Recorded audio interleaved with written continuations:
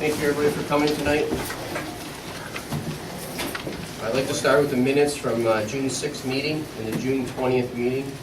Everyone take a look at the meeting minutes. I'll make a motion to accept. Motion by Rich, Second. second by Dave. Discussion. All in favor? Aye. Public hearings. We have Homeland Towers. Vincent, Xavier?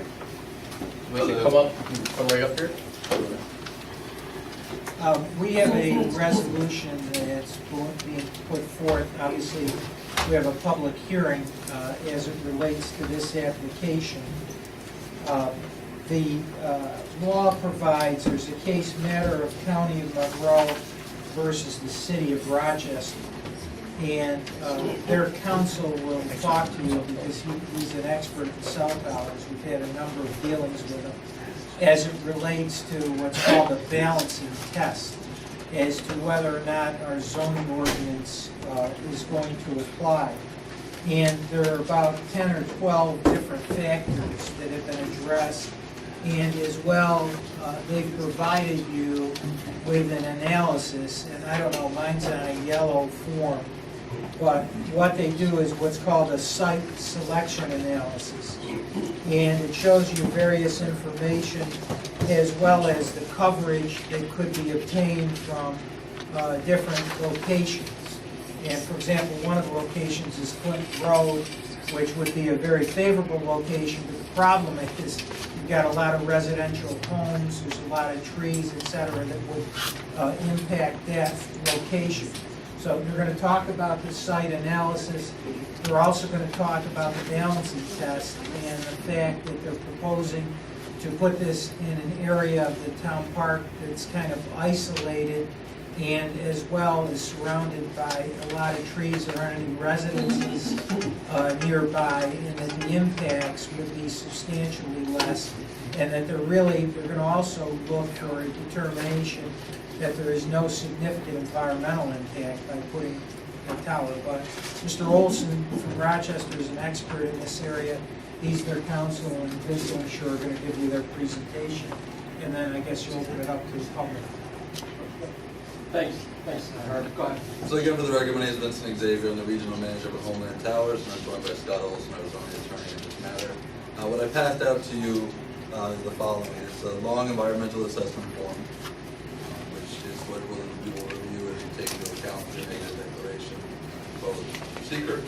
An FCC compliance report provided by Pinnacle Telecom Group dated June 26, 2017. Basically, this does an analysis of if the tower was fully loaded, what the possible exposures from the tower would be, showing that it's in compliance, well within compliance, fully loaded, assuming the worst case scenario.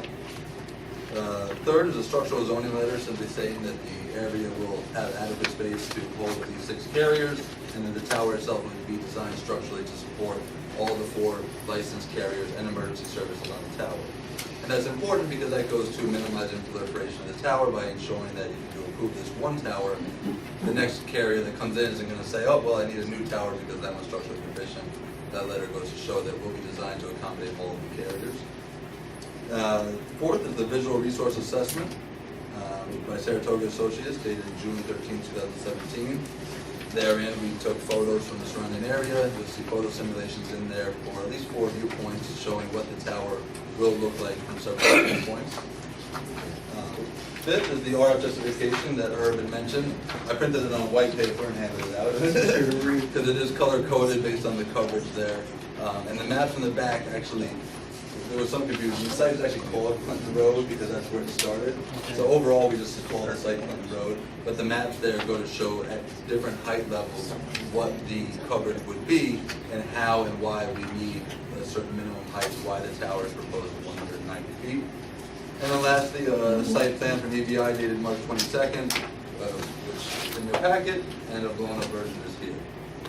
So I'll let Scott just kind of go through the ins and outs a little bit here. Sure. Good evening. So I represent Homeland Towers and Verizon Wireless. Verizon is a co-applicant. They're signed on to this to be the first carrier to put their antennas and equipment on the tower should it be approved at this location.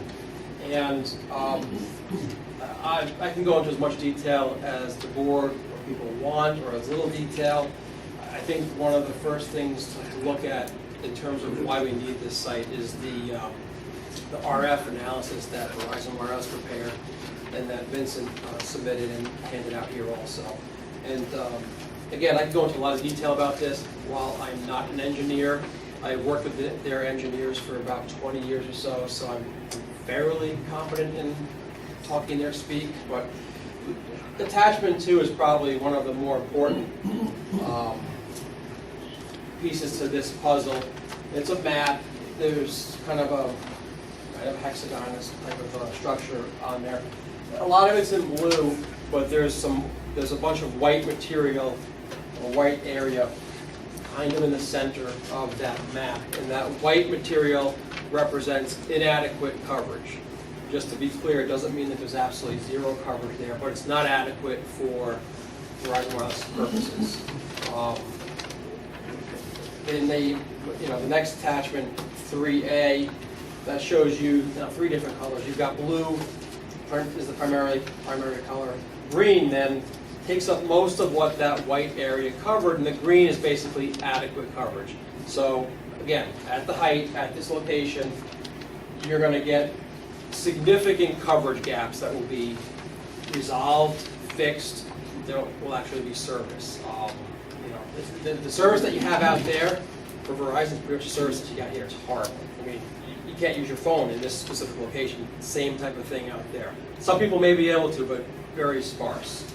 So this document basically demonstrates why Verizon needs the site at this location and at the height that's proposed. And like Vincent said, the tower is being constructed to 190 feet so that it can accommodate all the licensed carriers, not only Verizon, but then there would be Sprint, T-Mobile, and AT&T should they come to this location.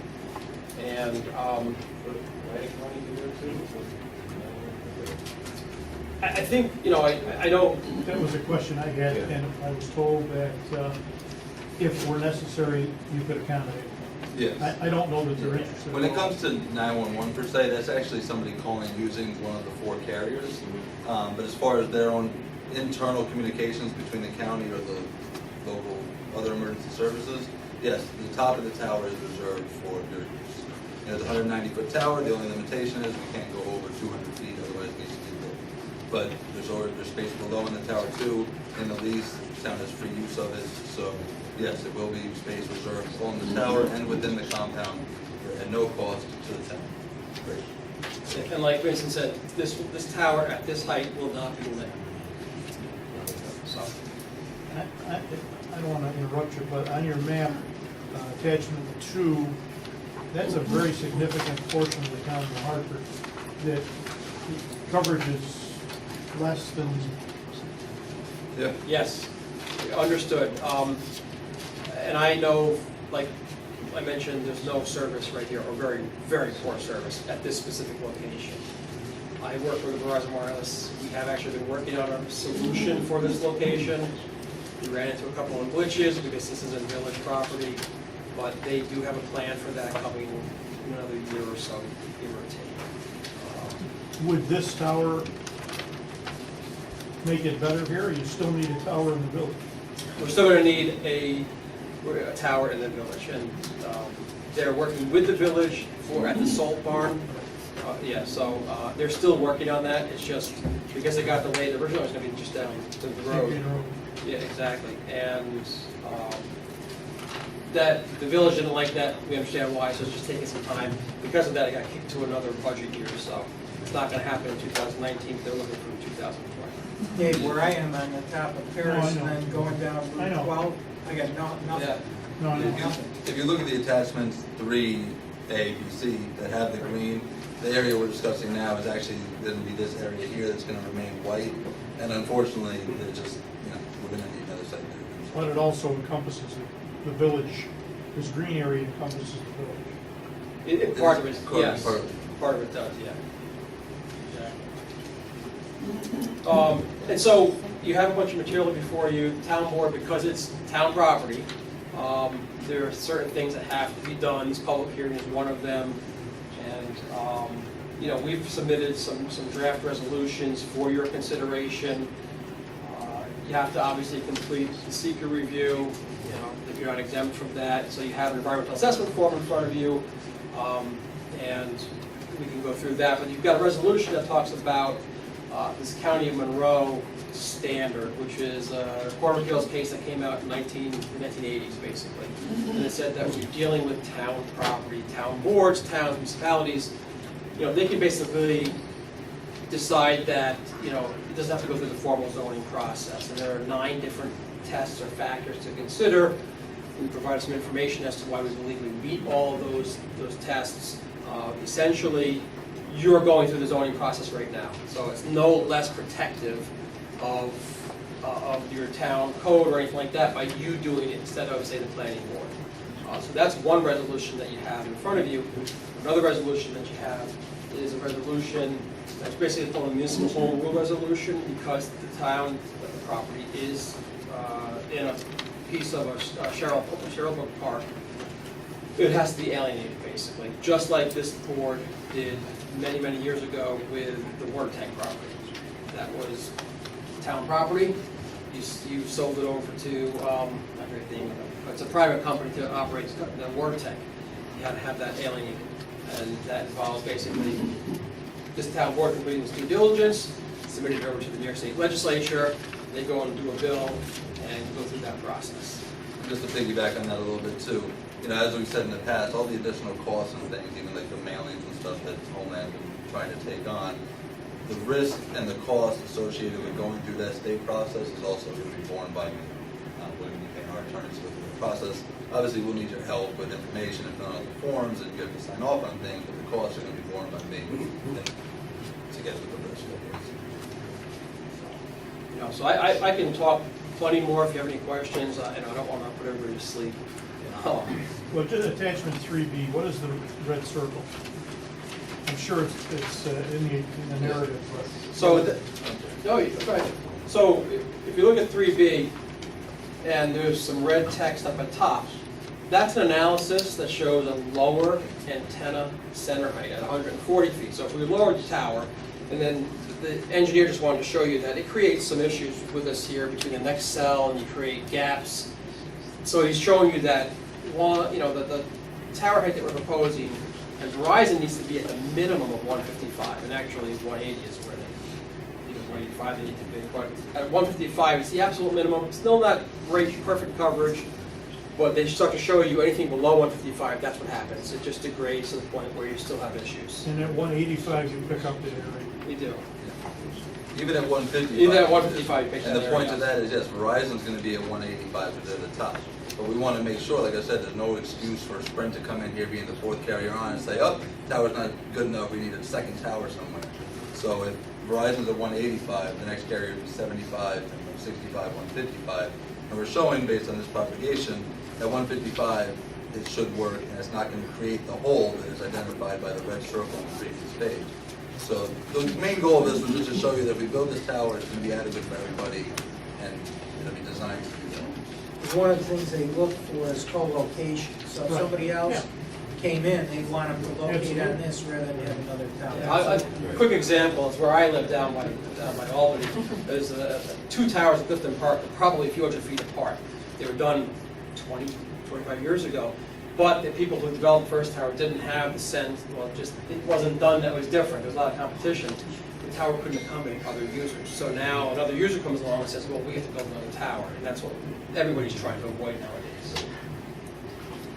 So Vincent, for this public hearing, I just want you to kind of reiterate the answer to the question I posed to you last time in terms of the safety of the public park, if you will. You kind of rattled off some stats and so forth in terms of potential radiation or anything like that. Sure. So if you just want to kind of speak to that, just so the public can hear that, I think that'd be important. All right. So I'm going to read from the FCC compliance report by Pinnacle. Basically, as I referenced when I indicated as I handed these out, this is a report that takes into account all 4 carriers being on the tower with their antennas all pointing the same direction. What's the worst possible scenario as far as maximum permissible exposure level, MPE. many moons ago when the Federal Telecommunications Act was enacted, you can correct me if I'm wrong, the federal government set a standard.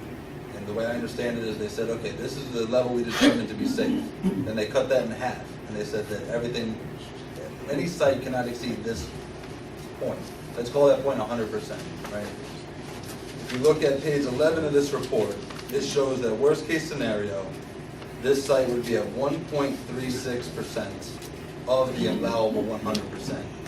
So even when all the carriers are on fully loaded, if you're standing at the absolute worst point, which would be 200 feet away at the ground, the worst point is 1.36% of the standard. So it's 50 times below the standard. So yes, it's safe. And if anybody has additional questions, I'd like to point people to the American Cancer Society, because obviously they're third party independent, and they go through an analysis on their website that really kind of breaks it all down, the difference between ionizing and non-ionizing radiation. So the American Cancer Society, and this has been on file here at Town Hall, so I'm sure anybody from the public can pick this up, and it goes into a full analysis and how they calculated that. And that's important, non-ionizing versus ionizing. So a microwave oven produces ionizing radiation. If you're exposed to the waves, it can change your DNA basically. The signals coming from cell towers, cell phones, it's non-ionizing. It doesn't have the power to alter DNA, change cellular structure. No issues like that.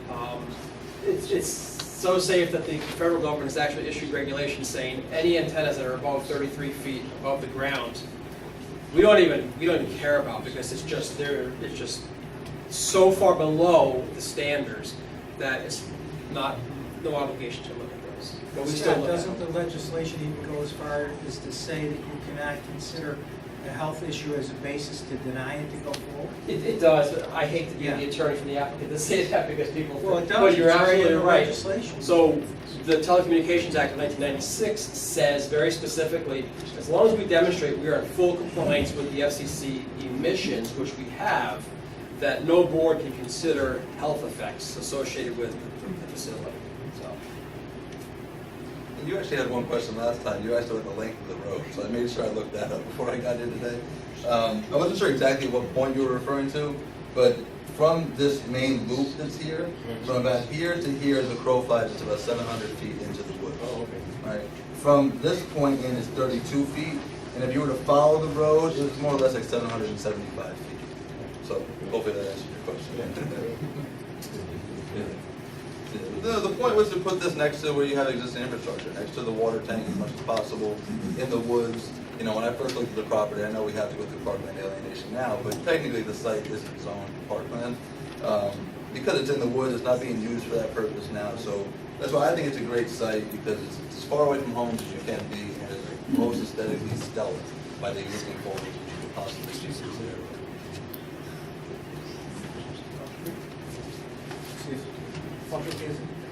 Yeah, I had a question myself. As part of the alienation process, do we have to take other land now and turn it park? Yeah, Do that? that would be ideal. Okay, so just to throw it out there, we just had a FEMA project done, and they knocked down 2 buildings on Henderson Street. Okay. And I talked with the village mayor and the board, and they're actually interested in using that part of their park.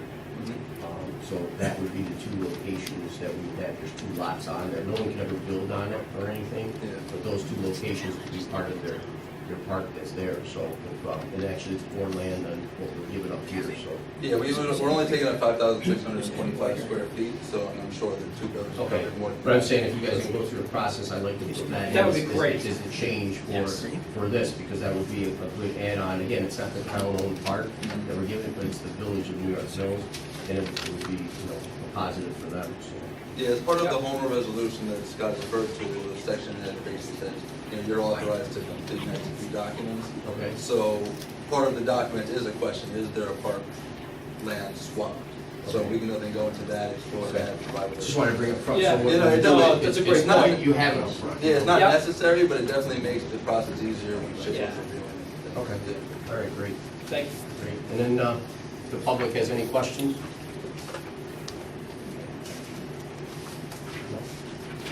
Board. So there, you close the public hearing? Yes. Make a motion to close the public hearing. Motion by Rich. Second by Phil. Discussion. All in favor? So there are two resolutions. The first is declaring governmental immunity after consideration of all the factors set forth under the County of Monroe test, and as well determining that there's no significant adverse environmental impact. I've reviewed it, it is proper in all respects. Somebody wants to move it? Have a motion? Motion by Jim. Second by Phil. Discussion. All in favor? It's also declaring a negative declaration. I don't have the second resolution. I do. Yeah, right here. If you want to. Sure. This is a shorter resolution. It's only like it's really only one page. It's a resolution requesting the New York State Legislature for authority to basically alienate a small portion of this. And essentially it just says that you recognize that you're going to alienate a small portion of the park. It's temporary because when a cell tower goes way down the road, you get the park back, or realistically that's not going to happen for a little while. It authorizes the supervisor to complete any further documentation that's necessary, such as that parking lot or the substitution. It authorizes the town to then submit information over to your local legislative folks, the Assembly and Senate, so that they can then get a bill introduced at the New York State Legislature. And SHPO is also involved, and will, help you out in terms of finding the appropriate contact. They essentially act as a liaison to the New York State Legislature, so that if the legislature has, the aides have any questions, they can go to SHPO. SHPO can say, well, we've talked to the town, and everything is on board. So that will just help the process. Essentially, that's what the resolution does. Is there any changes from what you sent me? Same No. thing? Same thing, Okay. yeah. All we have to do ultimately is identify the, we'll do that, and I can work on that after the land swap. Okay. And the assembly people, Yeah. I think you said you have their names. Yeah, I can give you, I got all that information. Yeah, we can put that in the final resolution. Other than that, no changes. Have a motion? So moved. Motion by Dave. Second by Rich. Discussion. All in favor? Aye. Great. Thank you. Thank you very much, appreciate your time. Are you gonna get those back to me for me to? Yeah, we'll work with Clark and everything. Okay, all right, I'll get you the Logistics. Great, thank you. Thank you. Don't forget the town park for the trunks. I know, that's the first thing I thought about when you guys said. Have me, thank you. I also figured instead of mailing, I could just handle this in the fully executed version of these and the option check. Oh, great, thank you. Thanks a lot. Thank you all for being with me. Thanks. Thank you. Get your email. Well, it's over twice.